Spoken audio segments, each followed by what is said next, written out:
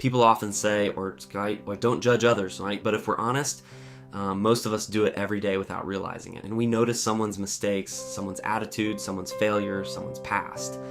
And quietly, we begin to believe we are better than them. But the Bible gives us a powerful reminder through one unforgettable moment in the life of Jesus.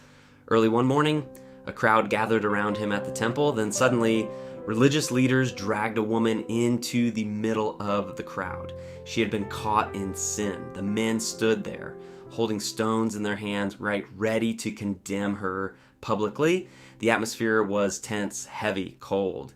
Everyone looked at the woman with judgment in their eyes. But Jesus did something unexpected. He knelt down silently and began writing on the ground. Then he stood and said, "Let any one of you who is without sin be the first to throw a stone at her." John 8:7, and one by one, the stones dropped. The crowd slowly walked away, the older ones first, then the younger ones, until only Jesus and the woman remained. In that moment, Jesus revealed something deeper than the woman's sin. He exposed the hidden pride inside the hearts of the crowd, because it's easy to point out someone else's failures while ignoring our own. And honestly, our world still looks a lot like that crowd today. On social media, people are attacked for one mistake. In conversations, we criticize people we barely understand. At work, at school, even inside families, we often magnify the flaws of others while excusing our own behavior. We want patience for ourselves, but judgment for everyone else. Yet Jesus calls us to something higher, not blindness to sin, but humility, compassion, mercy, because none of us stand before God as perfect people. Every person carries struggles nobody else can see. Every heart has weaknesses. Every life needs grace.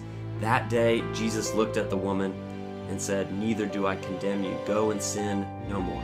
John 8:11. Notice this carefully. Jesus showed both truth and mercy. He didn't approve of sin, but he also didn't destroy a broken person. And maybe that's what many of us need to learn today.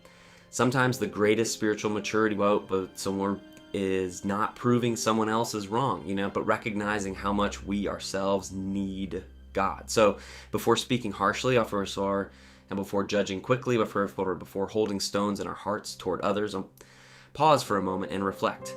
Is there pride growing inside me? Am I showing the same grace that I hope others will show me?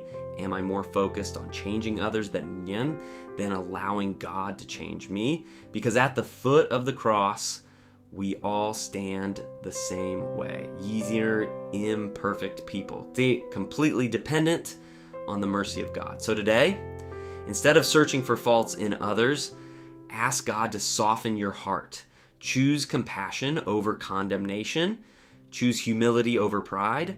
And remember, the people closest to God are not those who pretend to be perfect, but those humble enough to say, "Lord, I need your grace too."